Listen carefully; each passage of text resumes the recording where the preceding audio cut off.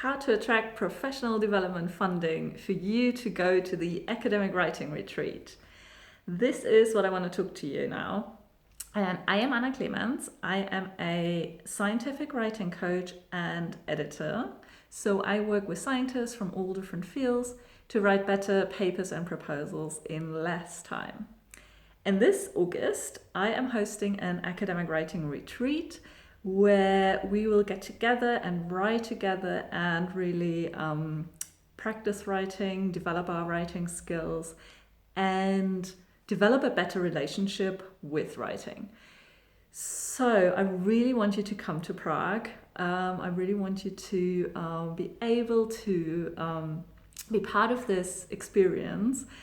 And if you want to come and you do not have the funds to cover it, so if you don't have your own grant money or something like that, then I would suggest that you apply for some professional development funding, because there actually is a lot of professional development funds available in your institution.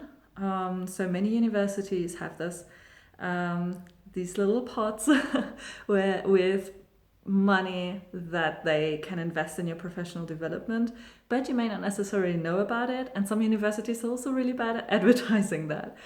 So I want today to walk you through 3 steps how you can secure that funding so that you can come and join us in Prague in August. All right, so the first step is looking for sponsors or identifying possible sponsors. And they really want you to look at different people in your institution that you could talk to who have the power to decide, or the money or whatever, to decide whether they can fund you. And these people, this could be, well, first your supervisor, some manager that you have, it could be head of the department, the dean, it could be a faculty support office. There may be some office for faculty recruitment and retention. They may be graduate school, human resources department. So I want you to check if there's any administrator or anyone else who could sit on some money that they would love to invest in your professional development. And I just want to say this at the start here, that it is in your institution's best interest for you to develop professionally. So it is in their best interest for you to go to the academic writing retreat, because you will get a lot of value out of this. You will be able to increase your publications or your submitted grant proposals, the number of submitted grant proposals. You will develop a better relationship with your writing. You will learn something about integrating writing in your work life. You will meet other people. You will get motivation. So all these things that in the end contribute to you being a more productive academic is really in the best interest of your department or your institution. So the first thing is to make a list of possible sponsors, people who could sponsor you to come to the academic writing retreat. And once you have this list, I want you to rank, so to rank the people that are on this list. And so the first person is the one you think would be most likely to fund you to go, and on the bottom is the one who would be least likely. I mean, it's just an estimate. It's just so you have a nice order of people and know who to go to first. So once we know who to go to first, we pick this person and send them a quick email. So second step, sending an email. And in this email, we are not going to elaborate on this academic writing retreat and your request. We only want to set up a meeting so that at the meeting you can then pitch the academic writing retreat. So the email should be short, like 2 sentences or something like that, and practical. So try to suggest some meeting times, ask them politely for a meeting, explain the general topic. You have an opportunity for professional development funding that you want to discuss, suggest some meeting times, and specify how long you think the meeting would be. So if you think, so probably it's something around 15 to 20 minutes. Good. So once we have the email sent and hopefully you got a meeting. So if you do not get a meeting with that person, you might try with another person, or if you see like everyone's busy in the next few days, next few weeks, then I would suggest you as a last resort, you can also use what I'm going to talk you through now, your pitch. You can also use the pitch in an email. But I think it is better to do it in person, because in person you can immediately respond to any objections. So you can already clear them out of the way. It's also usually easier to convey like enthusiasm in person than in writing. So if you can get a meeting soonish with the person that you want to sponsor you, that would be the best thing. So step number 3, the pitch. So for the pitch, the important things are to keep it short and concise. You don't want to go there and have like a half an hour speech. You want to have it, you also want to practice it. So in order for it to be short, the best thing is to practice the pitch in advance. And I have made I've created a little pitch structure that I think is good to use, which I'll include the link to that in the post. So it's above probably. And I also included some like template sentences. So some sentences that you can use. Of course, when you speak, it'll come out a little different and it should be natural. So it shouldn't sound like you practice this pitch, like it shouldn't sound when you give a talk that you have practiced it. But practicing it really enables you to get to the point quicker. Because you may ramble as much as I'm doing here. Then for the pitch, it is important that you know the strategic plan of your institution or your department. So what you want to know is the goals of the person that you're talking to, and how you attending the academic writing retreats helps the person you're talking to achieve their goals. So it should be win-win, right? You want to make it easy for them to say yes, and you make it easy by telling them that actually you going there solves their problems. So this is one bit of research I would do before the meeting. So is research the strategic plan, research the specific goals that you can tie into. And because academic writing retreats have so many benefits, especially on publishing, so they really increase like the productivity of academics, it really is a rather easy sell in that sense. So there should be goals that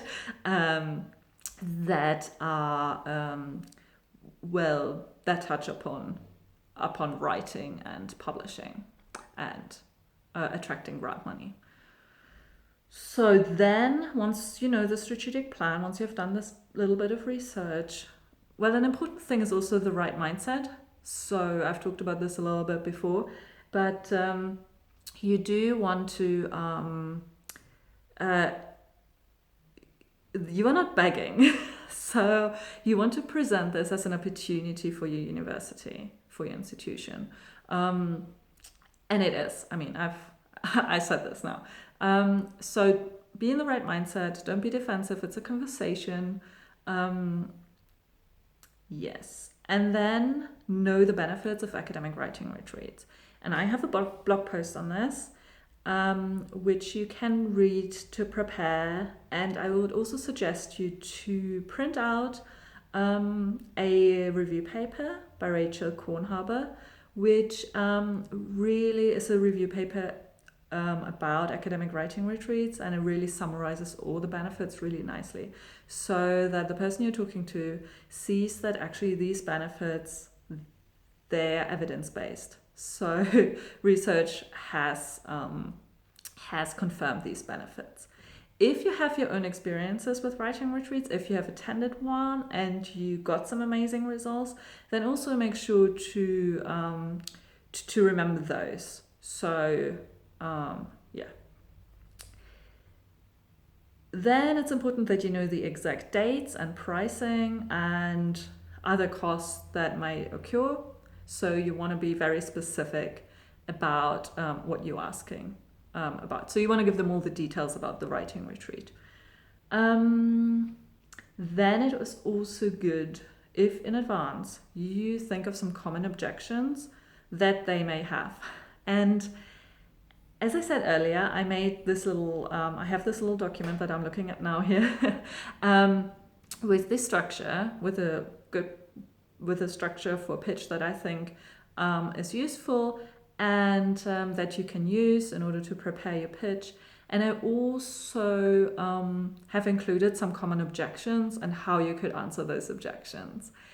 Because it is a conversation and people will have objections. It's very unlikely that they'll just say, yes, of course, how fun to you. They likely have questions or objections. So it's good if you're prepared to answer them.